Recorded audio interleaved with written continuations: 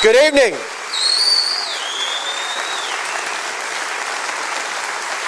Good evening.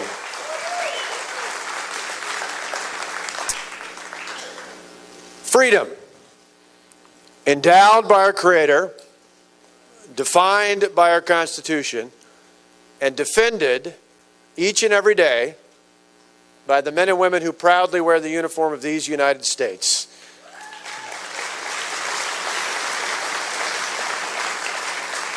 Tonight, as we talk about freedom and faith, we should begin by thanking God for the freedoms that were endowed on us in this country.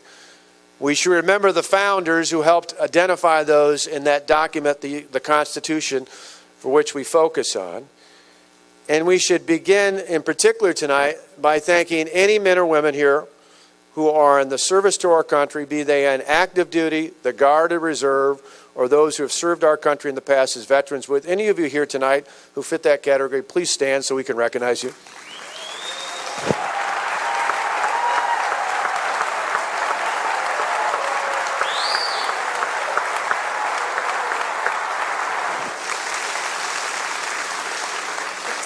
And as you go home tonight, and before you go to bed, when you say your prayers, I'd ask that you not only thank in your prayers the good Lord for the men and women that just stood up, but remember that even as we speak here tonight, there are men and women in harm's way.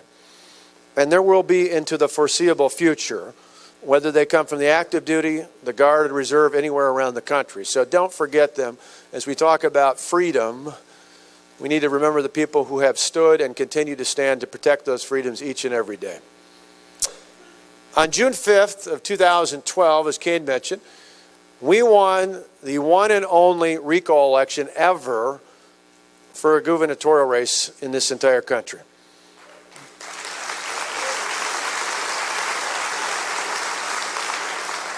Many of you here helped us out, and we appreciate it. There are a lot of folks who went across the Mississippi and knocked on doors in our state. There are a lot of folks who said, even here, I'll get on the phone and make phone calls to get out the grassroots in your state. There are many of you that send in checks for $25 or $30 or $40. We appreciate every bit of that.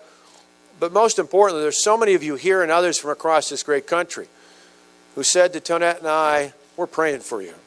And I just want to tell you how much that meant to us, particularly at the height of not just the recall, but when we had 100,000 protesters in and around our capital, when we had death threats against myself and my family and others out there.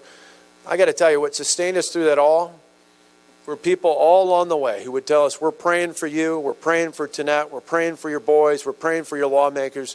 Thank you for that. The only thing I'd ask in return is don't stop praying. We still need your prayers. We appreciate it very much.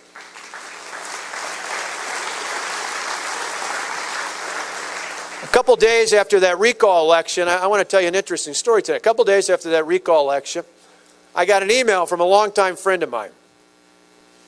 It's an odd email. He said, I took a picture of this devotional, and I was going to send it to you on the day of the election if you'd lost. So, because it's really a powerful devotional. It's powerful for someone who's in a time of mourning, a time of crisis, a time of loss. And he said, I didn't, but then I waited a couple days, and he said, I don't know what moved me, but I decided to send it to you anyway. And so as I read his email, I opened up the attachment, and I read it, and it really would have been powerful had I lost the election. And as I looked at it more closely, I realized the typeface was familiar to me. And I went over and I got out a copy of a devotional that Tonette and I read each day called Jesus Calling. And I looked at it, and lo and behold, it was from that devotional. And what was interesting to me, it was for Monday, June 4th. As you can imagine, the day before election, I'd gotten up early. I was doing interviews. I was getting ready for the bus. And somehow that day, I neglected to read the devotional. And I thought, wow, that's interesting. Boy, that would have really been powerful had I lost the election. I'm glad I didn't, Lord. But I realize now it's kind of interesting to see that I missed it. I didn't think anything more of it.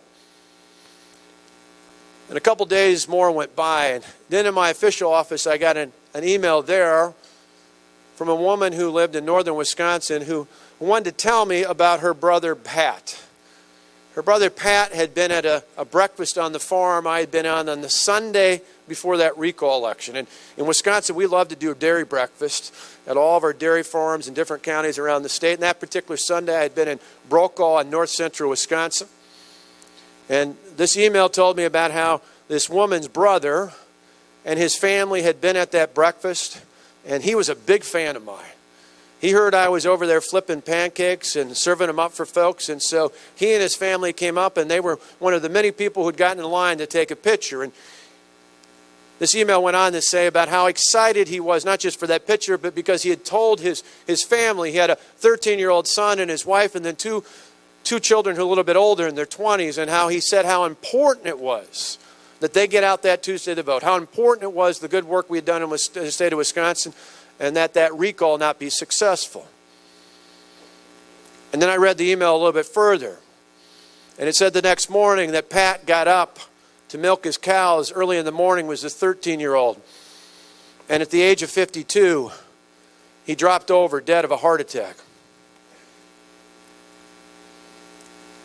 And then this email went on to tell me about how Pat's wife and her 2 adult children, even though it was the day after the passing of her husband and their father, still went out to vote on that Tuesday because they knew how passionately Pat was interested in that election. And as the sister of that man, Pat, she wanted me to know that and ask if I'd send a note to her sister-in-law to tell her I'd acknowledged hearing this story and sent, not greetings, but sympathies on behalf of Tonette and I. And as you can imagine, I didn't do that. I got my staff to find the telephone number so I could call over to the farm and talk to Pat's wife. And I got on the phone, called over there. One of the daughters, who was in her 20s, answered the phone. They went out to the barn where she was still trying to figure out how to run all that equipment a few days after her husband had passed away, and how she was going to milk all those cows. And she came in to take the call. And I talked about how her sister-in-law had sent me this email and told me this story, and she affirmed what was said in the email. And as we were talking, suddenly it hit me. It hit me as we were talking about what she had gone through, that her husband had died on Monday, June 4th. And it dawned on me, that devotional wasn't for me. And so I walked over and I got out Jesus Calling and I looked at June 4th. And on June 4th it said, "Welcome challenging times as opportunities to trust me. You have me beside you and my spirit within you. So no set of circumstances is too much for you to handle.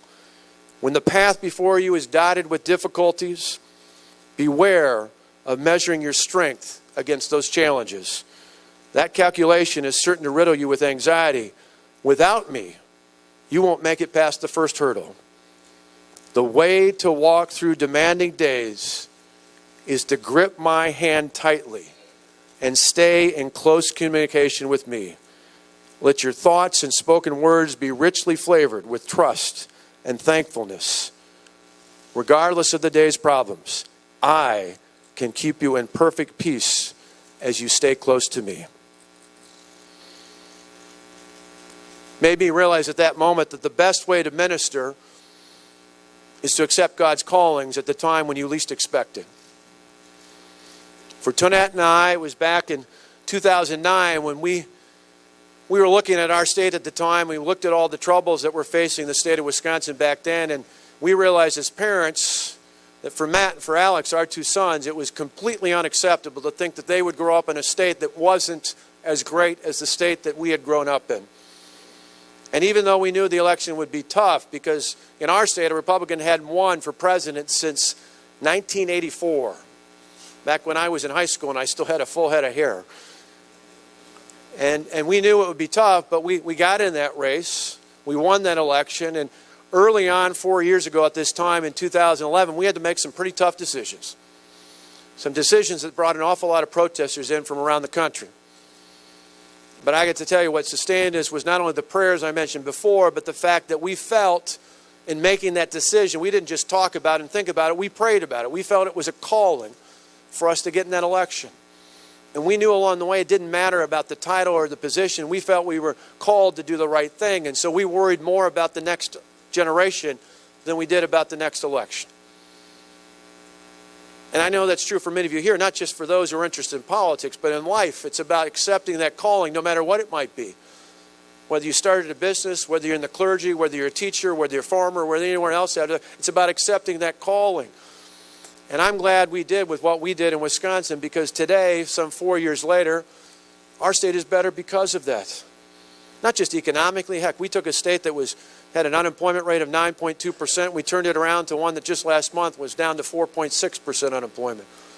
We took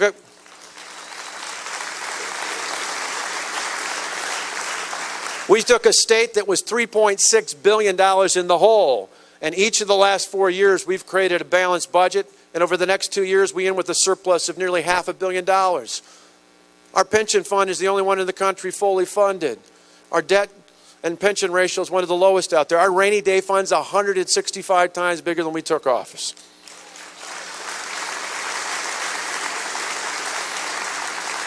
But it wasn't just about finances and the economy.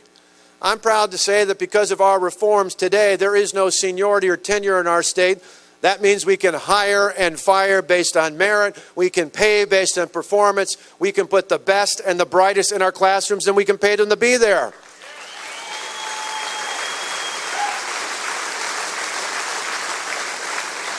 And we didn't just provide opportunities that were improved in our traditional public schools. We expanded school choice statewide. We expanded the amount of opportunities in charter schools and virtual schools and homeschool environments, because we wanted to make sure that every child, every son and daughter in our state had the opportunity to have the best education possible and have their family be the ones who made the right choice going forward.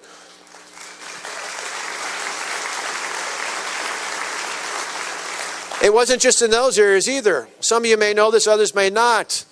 In our first budget, we defunded Planned Parenthood in the state of Wisconsin.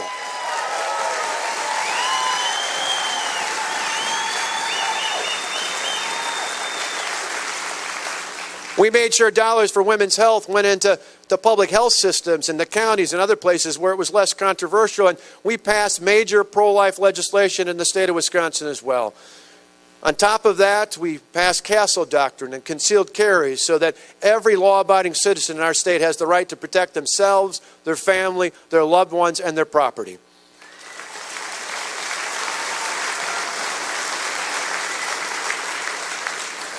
And we passed concealed carry. We passed on top of that, not only all those things, we actually passed photo ID so that in our state it's easy to vote but hard to cheat.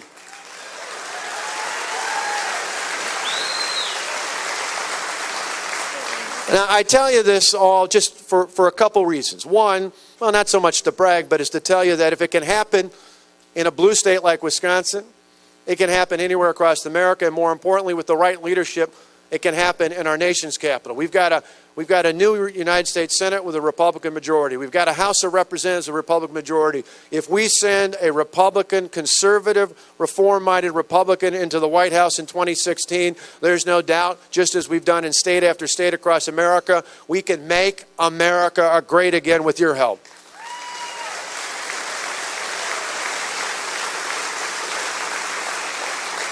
And let me give you 3 quick examples of the contrast going forward as the night has grown long. And I want to get you on your way as well so you can get back home and get up early and go off to church here, as we're going to do tomorrow in Wauwatosa, where our home is.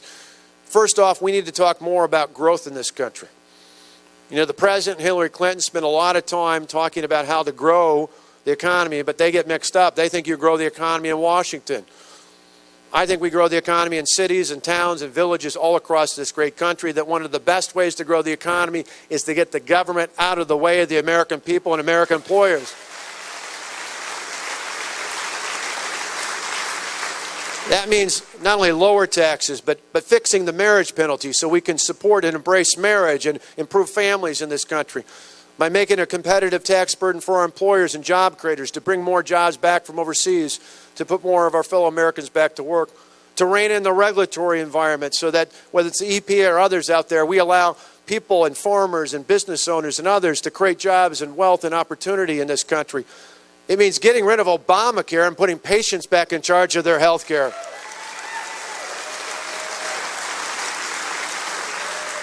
It means even when we talk about the economy, it means actually having a rational policy when it comes to legal immigration in this country that starts with securing the border, enforcing E-Verify upon every employer in this country so we uphold the law, not having amnesty, saying if you want to be a citizen, you've got to go back to your country of origin and then get back in line like everybody else. And when it comes to legal...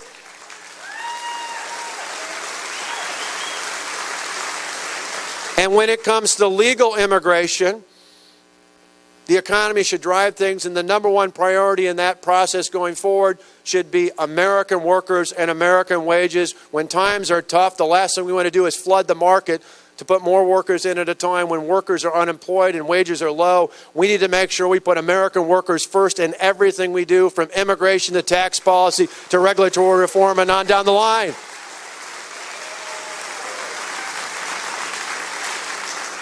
Secondly, we need to talk about not only growth, but reform.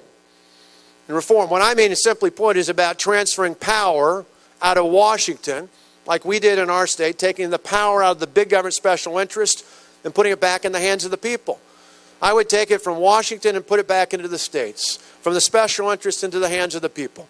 And that's true on whether it's Medicaid or transportation or education or other areas. Take the money and the responsibilities and send it back to the states and the local governments and the school districts, and most importantly, put it into the hands of the American people again.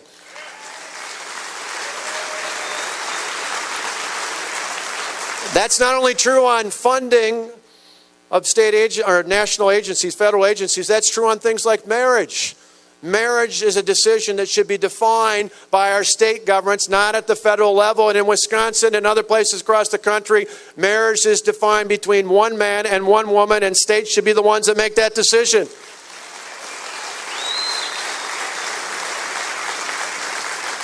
And when we talk about that, we should be standing up for religious freedoms. I'm proud to say in my state, it's actually in the state's constitution. And the last time I checked, it's in our nation's constitution as well.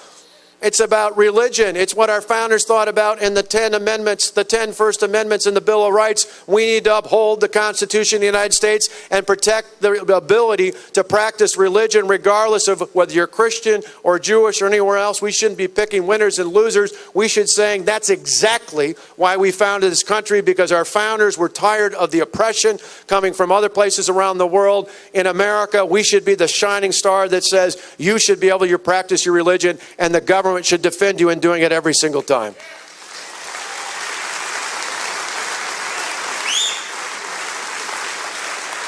And finally, in addition to growth and reform, the last thing I want to spend just a few minutes talking about is safety. I'd say safety. What does that mean? That sounds like fire and police protection. No, safety is what some people call national security. I call it safety. Because when I see the images of a Jordanian pilot burned alive in a cage, when I see Christians from Egypt and other places around the world beheaded, or of late not only beheaded, shot in execution style, when I see these images out there, I worry about the safety, not just of those individuals. If you think about it, I start to worry about safety of ourselves and our children and our co-workers and our neighbors, because it's not just in the Middle East. We see attacks in France and Belgium, Canada. It's not a matter of if an attempt is made on American soil again, it is when. And right now I get so frustrated with this president, because we've got a president who drew a line in the sand and allowed people to cross it. We've got a president who called ISIS the JV squad, who calls Yemen a success story, who calls Iran a place we can do business with. Think about that for a minute. Think about that for a minute. I grew up from 3rd grade on in Delavan, Wisconsin.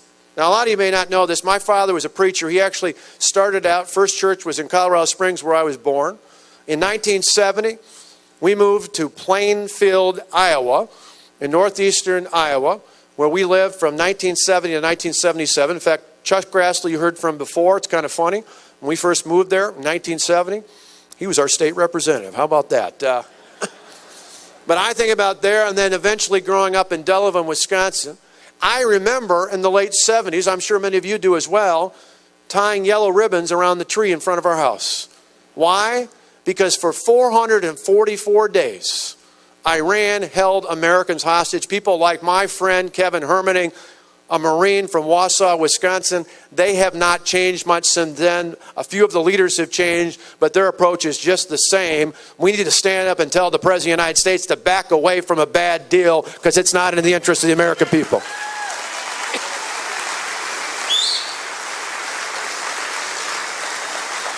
Now more than ever, I believe that Americans want a commander-in-chief who will stand up and tell it like it is, who will tell the American people that the biggest threat we face in the world today is radical Islamic terrorism, and we will do something about it.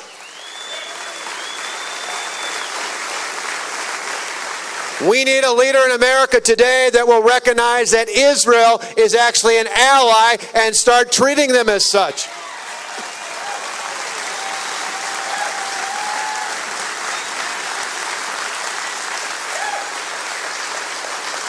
And we need a leader in this country who will have the courage to look the American people in the eye and tell them this may not happen in a day or a week or a month or even a year.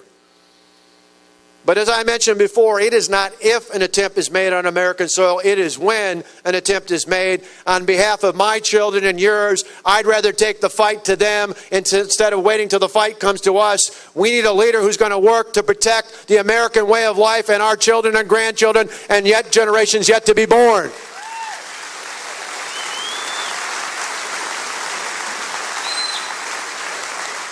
And so I would just end where we started. I would just end with this quick note about freedom. You see, years ago, and this is why I'm optimistic about the future of this great country, as much as we face unbelievable challenges here and in the world today, I'm still an optimist because I believe in the American spirit and I know the history of this great country. As a kid growing up in Delavan, I loved history. In fact, I loved it so much, I thought of our founders as bigger than life, superheroes. And yet, as a kid, we never had a chance to go to Philadelphia. And so later in life, when Tonette and I got a chance to go over to Philadelphia for a conference, we got up early in the morning. We went out to see the Liberty Bell.